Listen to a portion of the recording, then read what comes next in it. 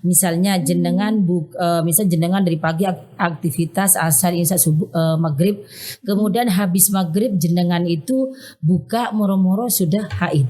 Iya. Berarti kita menghukumi berarti saya ini sampai maghrib gitu. Berarti saya puasanya sah sampai maghrib karena saya tahunya setelah maghrib. Ketika kita minum obat di bulan Ramadan biar tidak haid itu tidak boleh karena kita masih bisa menggantikan di luar itu.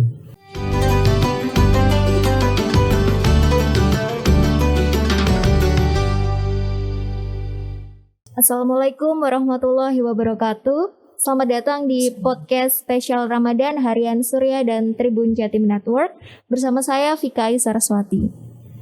Tribuners, pada episode kali ini kita akan membahas tentang hukum haid dan nifas bagi muslimah di bulan Ramadan.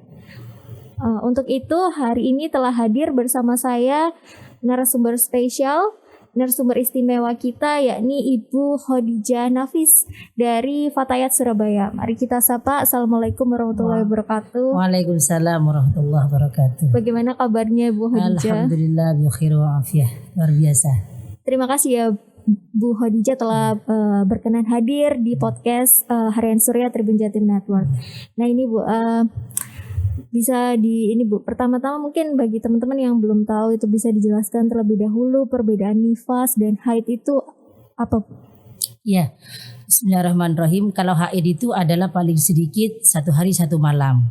Paling banyak 15 hari, biasanya orang antara 7 hari sampai 8 hari. Kalau nifas itu ada nifas, ada wiladah. Kalau anak yang keluar setelah melahirkan yang bareng dengan anak itu namanya wiladah. Itu diharapkan orang itu untuk mandi besar setelah wiladah. Yang keluar darah setelah anak keluar itu namanya nifas. Paling sedikit 1 tetes seperti yang terjadi kepada Siti Fatimah. Beliau lahir waktu asar, maghrib sudah suci. Paling sedikitnya itu 1 tetes, biasanya orang 40 hari, paling banyaknya itu 60 hari. Jadi kalau lebih dari itu namanya mustahadhah, darah penyakit. Seperti itu. Nah kemudian bagaimana, seperti apa begitu Bu, hukum haid dan nifas bagi muslimah di bulan Ramadan? Bagi muslimah itu kan sudah fitrah seorang perempuan. Allah menciptakan perempuan luar biasa. Artinya ada ketika kita kalau kita tidak haid, tidak nifas itu sholat itu wajib. Tapi ketika haid dan nifas sholat itu menjadi haram. Ya kan? Ketika haid itu kan tidak boleh sholat, tidak boleh puasa. Tapi ketika kita tidak haid itu wajib puasa dan sholat. Hukumnya fitrah ya gak apa-apa. Minum obat ketika maaf loh ya ini kita ngomong. Ketika kita minum obat di bulan Ramadan biar tidak haid itu tidak boleh. Karena kita masih bisa menggantikan di luar itu. Tapi kalau misalnya haji atau umroh ke Mekah, dia minum obat untuk tidak haid itu boleh. Karena belum tentu tahun depan kita bisa ke Mekah lagi. Oh, jadi kalau minum obat untuk menghalangi tidak haid itu tidak boleh. Tapi kalau minum obat untuk meredakan rasa sakitnya itu Bu, apakah boleh? Kalau meredakan obat, maksudnya itu obat penunda haid ya yang nggak boleh ya. Misalnya saya biar Ramadan tidak punya hutang, akhirnya saya itu minum obat ya, itu tidak boleh. Karena apa? Karena dia itu masih ada Ramadan tahun depan dan untuk menggantikannya itu mudah setelah Ramadannya. Tapi kalau misalnya dia ketika haid minum obat ya lumrah, namanya perempuan kan biasanya itu ada yang sakit kepala, ada yang belit, itu boleh-boleh saja. Nah ini Bu, ada kasus yang terjadi misalkan haidnya itu datang gini tiba-tiba bukan sudah berpuasa selama hampir mungkin sampai maghrib Bu, sore itu loh. Nah tiba-tiba haidnya datang. Nah itu bagaimana Bu hukum puasa Ramadan? Kalau misalnya ini kan kalau haid itu kan kita tahu. Kalau cuman hanya mengira-ngira itu tidak termasuk membatalkan puasa. Misalnya jenengan dari pagi aktivitas asar isya subuh maghrib, kemudian habis maghrib jenengan itu buka moro-moro sudah haid. Berarti kita menghukumi berarti saya ini sampai maghrib gitu. Berarti saya puasanya sah sampai maghrib karena saya tahunya setelah maghrib. Tapi ketika jenengan misalnya tahu jam 4 sore, Iya. jam 5, jam 5.20, maghrib kurang 7 menit, itu termasuk hari itu puasanya sudah batal. Dan hari itu harus diganti nanti setelah lebaran. Oh, meskipun kayak tinggal berapa menit itu juga Walaupun gitu kurang berapa detik. Itulah Allah itu luar biasa. Nah, bagaimana Bu kayak cara menggantinya gitu? Sama seperti yang itu ya Bu ya, berarti apa? Muslimah lainnya gitu. Muslimah lainnya sama Mbak, ketika jenengan itu haid, kemudian ini kan perbedaannya ya, kalau misalnya kita ini perempuan itu misalnya orang yang sudah sepuh itu tidak bisa mengganti sakit setan terus, tidak mungkin bisa menggantikan puasanya, itu tidak wajib mengganti puasa, tapi dia membayar fidyah. 1 hari itu 8 on bisa dijangkepkan menjadi 1 kilo. Jadi 1 hari 1 kilo, kalau tidak puasa 30 hari berarti 30 kilo. Tapi kalau yang haid biasa, memang kita fitrah perempuan ya memang sudah haid, dan dia bisa menggantikan setelah Ramadan, itu dia bisa menggantikan puasa. Setelah lebaran 1 hari kan disunahkan puasa 6 hari Syawal gitu. Di situ puasa sunnah sambil dia untuk ganti puasa yang Ramadan, itu pahalanya sama, dapat sunnah, dapat wajib, dapat menggantikan puasa kita di Ramadan, dan juga dia itu dapat pahalanya sunnah Syawal. Berarti ada 2 opsi ya Bu, yang boleh mengganti biasa atau membayar fidyah begitu. Oh tidak. Kalau orang yang haid itu wajib menggantikan puasa. Membayar fidyah itu apalagi ada orang tua yang tidak puasa, kemudian dia itu tidak bisa mengganti karena orang istilahnya itu sakit terus menerus, atau orang masih muda ya tapi hamil karena itu takut dirinya itu lemah atau gimana, mabuk terus, maka dia itu boleh tidak menggantikan puasa tapi fidyah itu boleh. Nah kemudian kalau mengganti puasanya itu misal setelah Ramadan itu tidak ada Bu ketentuan harus misalkan boleh kayak misalnya Senin Kamis boleh atau puasa Daud? Boleh Mbak, boleh. Misalnya yang penting jangan sampai ke bulan Ramadan selanjutnya. Dari Syawal tanggal 2 sampai Sya'ban tanggal 29 itu boleh bayar hutang. Kalau misalnya di tanggal 29 30 Sya'ban kan kita Yaumus Syak. Takutnya besoknya sudah Ramadan, itu tidak boleh puasa tinggal 30 itu. Karena kita ada ragu-ragu atau apa, boleh kita diambil 1 bulan 1, besoknya 1 atau diambil buat Senin Kamis, atau diambil kita misalnya punya anak sambil mempuasi anak karena anaknya hari kelahirannya anak, boleh. Kemudian kalau ini Bu, sekalian mungkin bagi ibu hamil dan menyusui itu seperti apa Bu? Kayak ketentuan puasanya di Ramadan? Kalau orang yang hamil itu apabila dia misalnya dia itu nggak puasanya takut anaknya lemes di dalam, itu wajib 2, wajib mengganti puasa dan harus membayar fidyah. Tapi kalau misalnya dia tidak berpuasa karena takut dirinya itu sakit, takut dirinya ambruk, maka dia cuma wajib bayar fidyah. Sekali lagi ya, kalau karena anaknya berarti dia punya kedua kewajiban, fidyah sama mengganti. Tapi kalau misalnya karena dia sudah lemes, gak kuat mampu atau gimana, itu cuma bayar 1 fidyah. Nah, kalau misalnya orang yang melahirkan, kalau orang yang menyusui ini sudah dia selesai dari nifas apa enggak? Misalnya anaknya sudah umur 1 tahun, tapi kemudian dia itu menyusui. Dia tidak mampu, ya sama dengan tadi itu. Kalau dia menyusui karena takut anaknya kurus, kalau misalnya nanti saya sedangkan saya puasa, itu gimana anak saya, itu wajib bayar dua-duanya, fidyah dan puasa. Tapi kalau misalnya karena dirinya nggak mampu sambil nyusoni takutnya pingsan, itu cuma bayar fidyah saja monggo.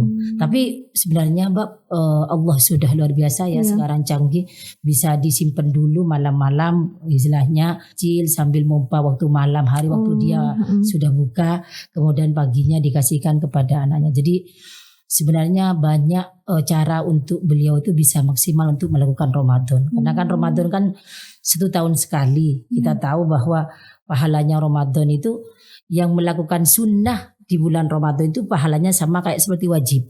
Kalau melakukan kewajiban pahalanya 70 kali lipat dari pahalanya wajib itu. Itu seperti itu. Nah mungkin ini Bu, bagi ibu hamil atau menyusui yang ingin berpuasa, tetap berpuasa begitu, apakah ada tips-tipsnya begitu Bu agar kuat menjalani? 1, niat. Kalau sudah ada niat, apapun yang terjadi, artinya niat saya ini niat puasa 1 lillahi ta'ala, yang kedua niat mentirakati anak biar terbiasa dari kecil itu tirakat gitu misalnya.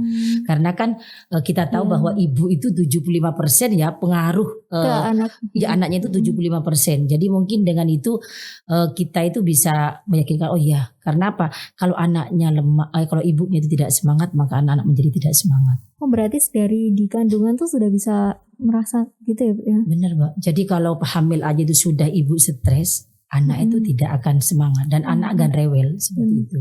Nah, jadi tipsnya niat yang kuat bahwa dia akan berpuasa, kemudian minum vitamin jelas ya gitu, bisa madu, bisa apa. Kemudian mensiasati ketika habis maghrib kita makan yang banyak, pompa lagi, makan lagi, pompa lagi, itu bisa seperti itu. Karena kan sekarang zamannya sudah serba mudah gitu. Kalau bisa dengan cara-cara, kalau memang kita ada niat, di situ pasti ada jalan seperti itu. Mungkin ada ini Bu, rekomendasi makanan yang dicontohkan oleh Nabi gitu. Oh iya. Untuk sahur atau berbuka. Itu kalau misalnya disunahkan itu kita itu memperbanyak buah-buahan, misalnya sayur-sayuran, kacang hijau, atau makan yang berprotein, kita nasi, ikan, kemudian sayur-sayuran. Dan 1, itu tidak stres. Oh itu kuncinya. Kuncinya itu tidak stres. Karena biasanya ibu itu cepat, apalagi ibu hamil ataupun menyusui itu mudah stres, mudah baper lah kalau bahasa kerennya sekarang itu mudah baper. Kenapa? Karena itu perempuan itu biasanya hatinya itu merasa, aduh aku melahirkan, aduh ini aku gini gitu. Bisa cepat mudah itu mudah turun semangatnya itu, down ya gitu, itu seperti itu. Mungkin mereka berpikir, oh saya ini hebat, hanya perempuan yang bisa melahirkan, bedanya laki dan perempuan, perempuan bisa melahirkan, laki-laki tidak. Itu jadi kita menjadi motivasi semangat kita, menjadi motivasi kita. Mungkin seperti itu Mbak. Nah ini kita kembali ke ini ya Bu ya, topik awal tadi ya. Kemudian bagaimana ketentuan bagi muslimah ketika nifas atau haidnya itu berhenti siang hari Bu? Berapa gitu pahala puasa yang didapat gitu Bu? Kalau setengah hari pahalanya bisa nggak gitu? Iya, bisa. Padahal ada orang yang berpuasa 1 hari tapi tidak dapat pahala. Cuman illal ju'a wal atosh, kecuali haus dan lapar dan hanya memenuhi kewajibannya saja. Pahalanya tidak dapat. Kenapa? Mungkin diisi dengan kita ghibah orang, atau kita cuman itu tidak sholat, cuman puasa saja. Jadi kalau misalnya ada orang yang haid, kemudian dia duhur siang itu dia keramas, bagaimana? Kalau misalnya itu seperti itu, ketika dia sudah keramas waktu duhur, dia wajib sholat duhur dan disunnahkan imsak. Imsak itu dia tidak makan, artinya berpuasa sampai maghrib. Tapi itu tidak dihitung puasa, tidak. Tetap dia punya hutang 1 hari itu. Misalnya hari ini kita misalnya hari Rabu, hari Selasa. Kita ini duhur berhentinya siang. Kemudian kami mandi besar, kemudian kita sholat. Kita disunahkan menahan makan sampai maghrib. Minum makan sampai maghrib. Tapi tetap hari ini kita dihitung punya hutang. Sama aja sebenarnya. Itu seperti itu. Tapi kalau misalnya jenengan sudah habis sekarang, tapi keramasnya nanti sore aja gitu, gimana Bu? Nah, kalau misalnya begitu, duhur asarnya punya hutang sholat. Jadi ketika pas habisnya itu dia punya hutang sholat antara duhur dan asar itu. Nah, tapi kalau enggak melakukan puasanya enggak boleh itu tadi Bu, kalau sudah tahu berhenti. Tidak imsak gitu ya. Iya. Boleh Pak, tapi tidak mendapatkan sunnahnya puasa gitu. Ada fadilahnya untuk dianjurkan untuk menahan gitu, untuk imsak. Seperti itu. Nah ini Bu, kemudian ini kadang kan saat perempuan haid itu bingung amalan, maksudnya apakah boleh kiranya tetap berdoa, amalan-amalan apa yang kiranya masih boleh dilakukan saat perempuan tuh haid? Semuanya amalan diperbolehkan. Malahan perempuan itu bisa mendapatkan, perempuan haid bisa mendapatkan Lailatul Qadar enggak? Ini mumpung malam ini ya, malam ini ya. Bisa. Satu, memang dia itu merasa menyesal. Ya Allah, aku kepengen dapat Lailatul Qadar. Saya pengen iktikaf di masjid. Gak bisa kan karena haid. Kita benar-benar itu sedih karena tidak bisa memenuhi malam-malam ganjil di 21 ke atas terakhir gitu ya. 21 Ramadan ke atas. Jadi kita merasa menyesal, bukan dibuat-buat ya. Yes, 21 saya haid, isok aku kelabi, yes. Bukan seperti itu. Murni dari hati. Kemudian yang kedua, kita muhasabah. Kita waktunya, dalam arti kata ketika kita waktunya buka, kita ikut buka. Waktunya sahur, kita bantu nyiapin orang yang sahur. Itu juga dapat pahalanya. Atau ketika dia biasa bangun, orang iktikaf di masjid, kami tidak bisa. Kami juga doa di rumah. Memperbanyak doa.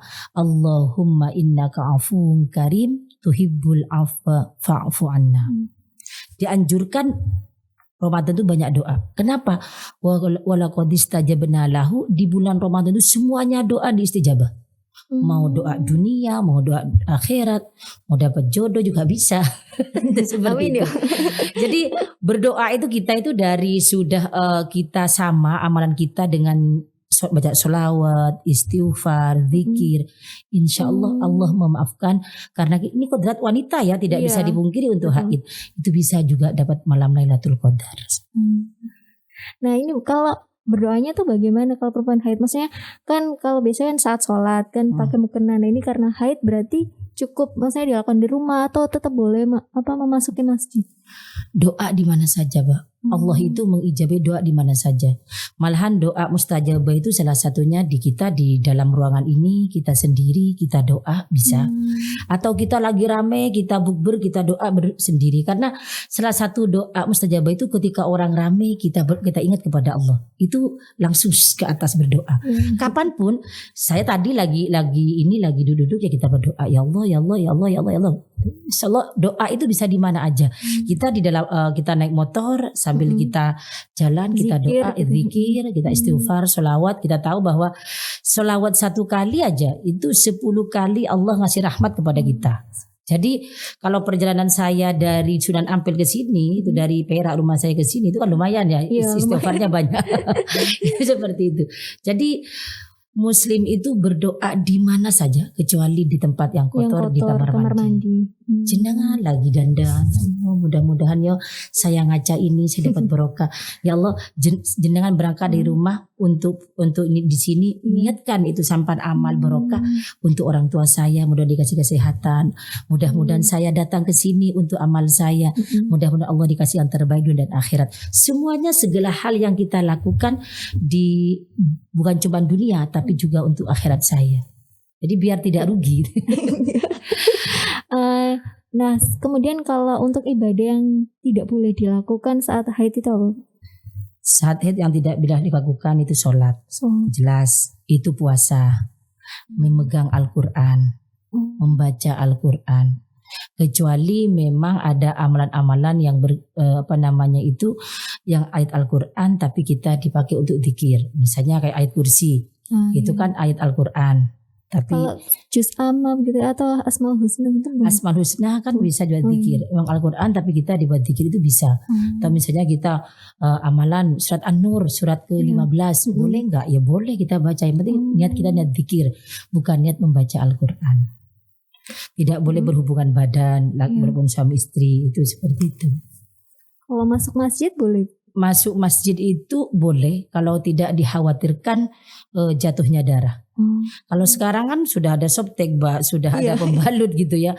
Kalau dulu itu kan mungkin ketika zaman dulu itu kan susah untuk menahan perempuan darah itu keluar. Kalau sekarang kan kalau misalnya tidak dikhawatirkan darahnya itu keluar, boleh lewat masjid, itu seperti itu. Nah kalau misalkan Ibu ini juga saya tuh sangat penasaran nih tanya ini Mbak.